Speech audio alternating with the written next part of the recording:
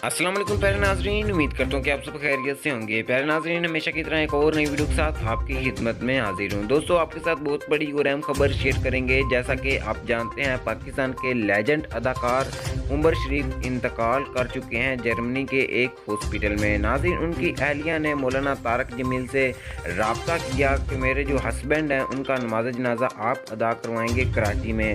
और जो मौलाना तारक जमील हैं उन्होंने साफ साफ इनकार कर दिया। नाज़रीन, ऐसी क्या वजह बनी कि मौलाना तारक जमील ने नमाज जनाजा पढ़ाने से साफ साफ इनकार कर दिया। मुकम्मल तफसील आपके साथ शेयर करूंगा इस छोटी सी वीडियो में। आपने वीडियो को मुकम्मल देखना है तो उससे पहले अगर आपने मेरे इस चैनल को सब्सक्राइब नहीं किया तो जल्दी से सब्सक्राइब कर लें। नाज़रीन, आपको बताता चलूँ, मौलाना तारक जमील ने ज़ाती मसरूफियात की वजह से जनाजा पढ़ाने से इनकार कर दिया।